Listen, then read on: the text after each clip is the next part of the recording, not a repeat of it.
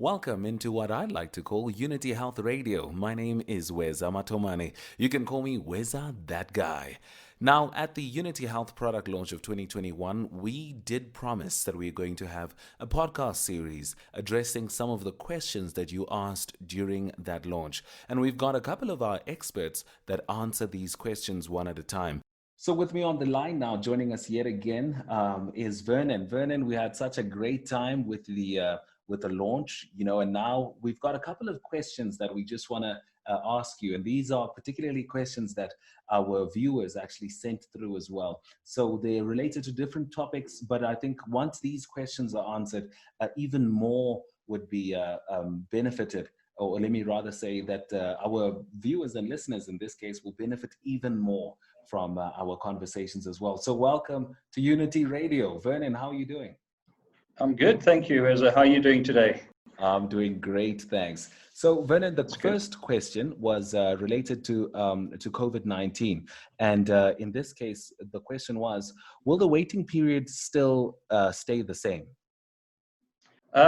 Reza, we've actually extended the waiving of the general waiting period up until new commencement dates starting 1 December. So up until 1 December, if you join, we won't apply a general waiting period to your policy.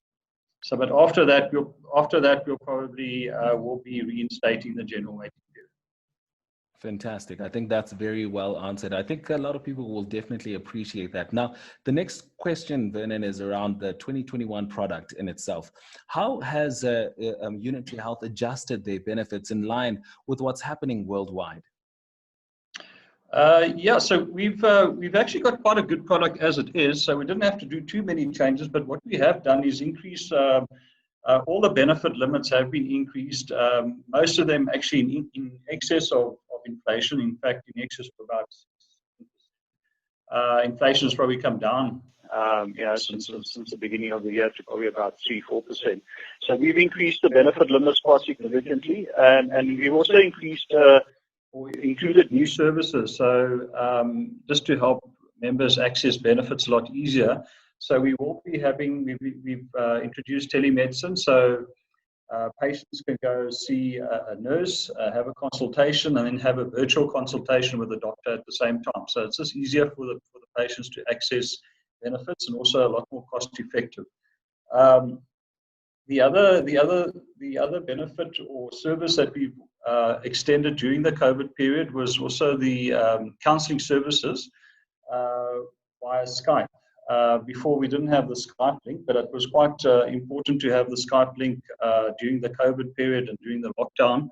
And in fact, a lot of people were experiencing, challenges, during that period. So it was quite good to offer them the Skype services for counseling, whatever they had, in terms of counseling. Great stuff.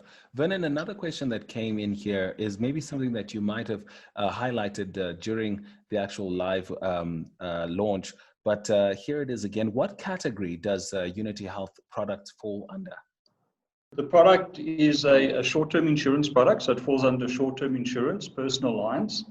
And we are currently also exempted with the Council for Medical Schemes to provide primary healthcare insurance products. Awesome. There's a question that a lot of brokers were asking, and they were saying pricing. What is the pricing for 2021? Thanks, Reza. So this is quite an interesting question. You would think that maybe the pricing should be way down. In fact, we have tried to keep it down. So we've tried to keep a balance between increasing our tariffs with providers. Now, you have to remember that providers, particularly GPs for us on this product, have also seen quite a downturn in patients coming to see them. So their income is also way down for 2020. So we've tried to at least increase their tariffs. We normally increase their tariffs by about 6.5% per annum. That's for GPs.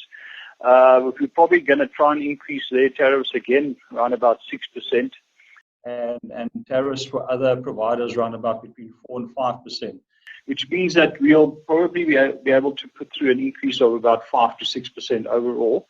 So these two try and get a balance, because as we increase tariffs to providers, we obviously have to increase the premium rates accordingly. So it's trying to get a balance between, paying the providers that are actually servicing our members, and then also, and what kind of increase we can put through to our members, So we are looking at about a 5 to 6% increase. All right. So if anyone was looking for a straight answer, between 5 and 6%, that's the one. Okay. Great. So now the other questions that have come in are around legislation and macro environmental issues, like the NHI, for instance. Will NHI be implemented soon? I would say no. That's the quick answer. But let me give you a little bit more detail on that. I mean, I think no one doubts that free healthcare is great, for everybody. So no one's going to say no to NHI. So I think NHI is a good thing because it serves particularly those vulnerable groups in our society that don't have jobs or are disabled or sick or they've already reached retirement age and don't have any healthcare benefits. So it's very important for those vulnerable groups in our society. But I think the challenges that we faced in this country is that of trying to fund this NHI. So, and particularly this year, we all know that we've had a huge knock in terms of our tax collection and generating revenue for the country. And I think it's going to take a couple of years for this to be rectified. There's also quite a few changes that needs to come into play in terms of on the tax system and trying to stimulate employment and GDP growth in this country. And once we have that in play, then I think then we can look at start implementing NHI. But I don't see this happening very soon, mainly because of the funding constraints at the moment. Yeah, I think that the funding constraints have certainly just become even more tight. I mean, before COVID-19, it was already looking like it's something that's going to take a while. And now it's just looking like it's going to take even longer. Absolutely. We're in a very difficult position right now. And in fact, we've got a lot of government debt that needs to be taken care of as well. So there's a lot of issues to be taken care of financially for the country. Yeah, no, I think that was very well covered. Vernon, you're probably the best person to ask the next few questions. So out of all the panelists, I think these ones were directed to you because of your unique position. We talk now about Circular 56. How have you complied to Circular 56 and the demarcation? And maybe further than that, what steps are you taking when it comes to the coverage they need? Currently, we've been exempted until March 2022. So currently, our products are fine as they are. There are some other compliance issues that we need to deal with. For example, the brokerage commission that needs to be in line with the Medical Schemes Act, which is 3% plus VAT. So, in terms of the other conditions, for example, cross-subsidization and open enrollment and those kind of things, we're already applying that. The waiting periods and the that we have in place are all in line with the Medical Schemes Act. In fact, when we started out putting our product together, we try to do it so that it's pretty much in line with what the medical schemes our medical schemes operate. So we wouldn't have to have any problems, with complying with any of the medical schemes requirements or the CMS requirements. So I think the only issue that we need to deal with is the commission issue for now. And then obviously going forward, there's going to be other things that we're going to have to deal with, but we'll take that journey. We'll walk that journey with them. Great. Now, carrying on with the CMS's Circular 56 of 2020, how does Unity Health engage with the council? So we do that quite a lot. We have regular meetings. Over this year, we've only been able to have Teams meetings, obviously, but we have regular correspondence with them and Teams meetings.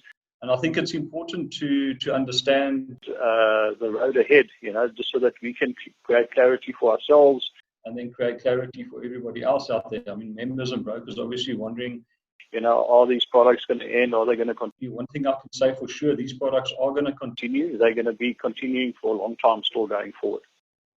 That's quite hopeful right there.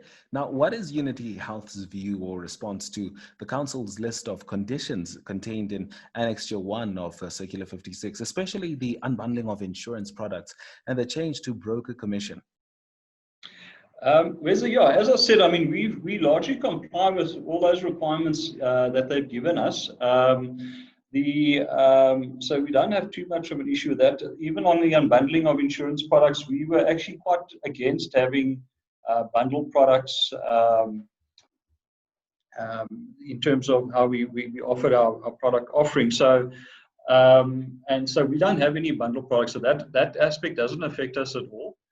We actually against it mainly because a lot of companies have kind of put together a product suite which looks like a medical aid, but it's not actually a medical aid. And when members actually claim, they find that there's quite a gap in terms of what they claiming for and what's actually being covered. So that's actually problematic for us. So we actually want to make sure that it's very clear to the policyholders and the members in terms of what's being covered and what's not being covered. I think in those unbundling of insurance products is a good idea.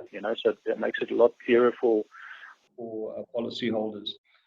In terms of the brokerage commission, I think that's going to, from my point of view, I think we need to engage the CMS a little bit more on that. 3% plus VAT is what we need to comply with by March 2021, in fact.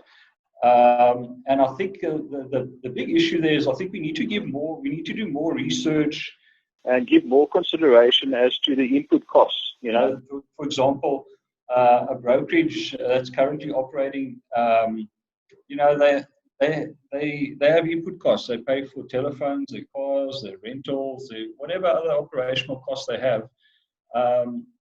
And now a primary healthcare premium is about 20% of a medical scheme premium. So the input costs aren't going to reduce by 80%. Just so that they can cater for primary healthcare members. So I think it's important to do a study of what are those costs, what are those operational costs of a broker, and how does it, what are they able to, what is a reasonable amount of commission that should be paid? I think it needs to be recognized that as you reduce the premium, it becomes more difficult to apply the same percentage of expense ratios and commissions to the premium rate because the input or the operational costs of the entities that have to, service policyholders, etc., remains the same, whether you're a medical scheme or a primary healthcare administrator or broker, etc. Yeah, fantastically covered. I think a lot of our listeners will really benefit a great deal from all the insight and, of course, the understanding that you have shared. So thank you so much for all of that, Vernon, and you should have a great day. Thank you for joining us right here on Unity FM. Absolutely. Thank you, Ezra. Have a good one. Take care. I hope that you enjoyed that conversation that we could just have with Vernon right there. Other than that, remember that there's other podcasts with conversations with Arnold, with Michael, with Tosca, as well as Conita. Stay healthy.